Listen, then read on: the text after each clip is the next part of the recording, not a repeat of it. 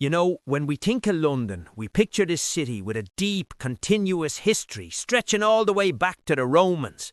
But what if I told you that story has a massive 400-year hole right in the middle of it? Today, we're diving into the secret history of London, a story of total collapse, a forgotten ghost town, and a strategic rebirth that literally forged the city we know today.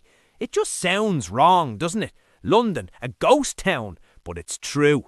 For 4 entire centuries, what would become one of the world's great capitals was just an empty ruin.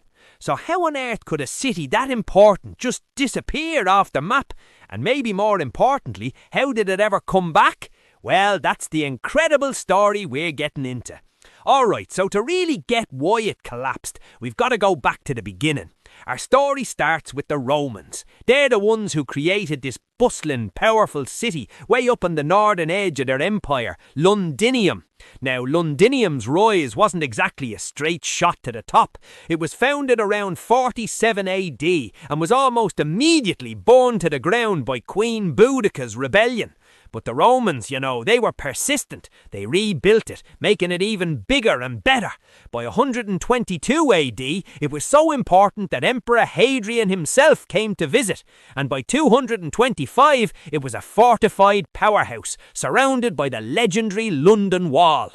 And listen, this was no small-time frontier town. At its absolute peak, Londinium was home to 60,000 people. I mean, that is a huge population for the ancient world, putting it right up there with other major hubs across the entire Roman Empire.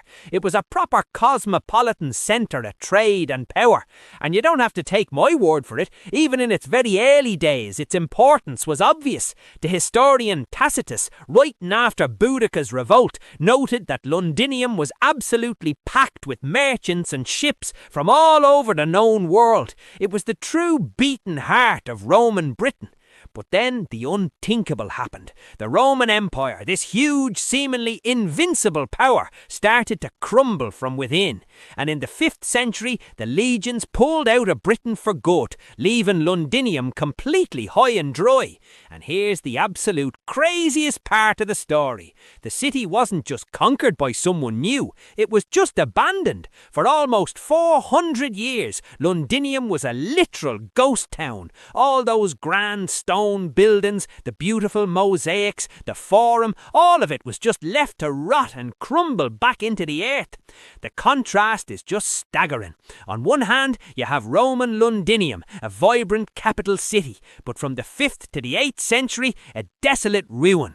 Archaeologists actually find this period covered in a layer they call dark earth, basically centuries of dirt and decay, with almost no signs of people living there. The population went from 60,000 to 0.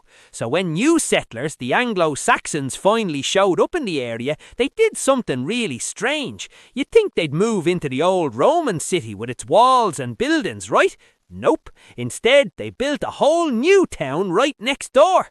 They called their new home London Wick, which basically means London Market. It was this sprawling trading town built right on the river, just to the west of the old Roman walls. See, these guys were traders, not soldiers, and they saw no use for that old crumbling stone fortress. So you end up with this bizarre situation of 2 Londons sitting side by side. You've got the old fortified Roman city, Londinium, sitting completely empty, and right next door you've got this new thriving Saxon market, London Wick, which was totally, completely undefended. And that vulnerability, well, that was going to be a huge problem. The good times in London Wick were not going to last, because in the 9th century a new terrifying force sailed right up the Thames, and the Saxons' whole way of life was about to be turned completely upside down. The Vikings. They were ruthless, they were efficient, and for an undefended market town like London Wick, they were an absolute nightmare. The settlement was a sitting duck. The Saxons were forced to flee for their lives, abandoning everything. And just like that, for the second time in its history, London was empty.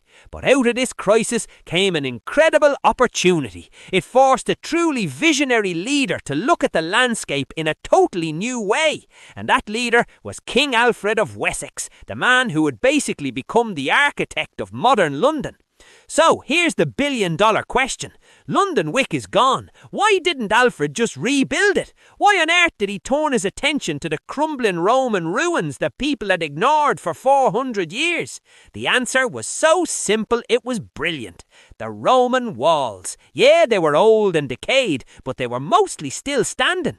Alfred realised that this forgotten ruin held the secret to survival. It was a pre-built fortress, the ultimate defensive advantage against the Vikings. Alfred's plan was methodical and decisive. First things first, he had to beat the Vikings in battle, which he did.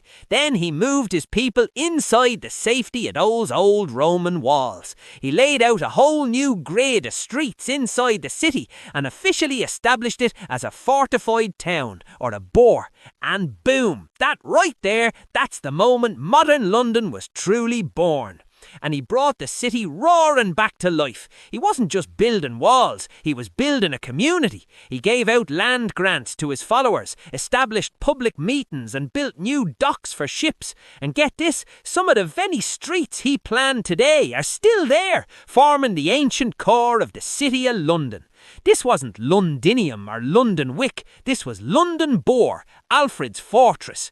So, you see, Alfred's decision wasn't just some temporary fix to a Viking problem. It was a move that would define London for 1,000 years and create the very blueprint for the global metropolis we know today. When you really get down to it, the city of London we see now isn't just a continuation of the Roman city. It's the direct descendant of Alfred's incredible strategic decision. A fortress city born from Roman ruins, Saxon abandonment and the existential threat of the Vikings. Which leaves us with one final fascinating thought. Think about it. From Roman boomtown to a complete ghost town. From a vulnerable market to a Viking target and then reborn as a fortified city. London has been completely wiped out and reinvented multiple times. It really makes you wonder, is this constant cycle of destruction and reinvention just baked into the very DNA of the city itself?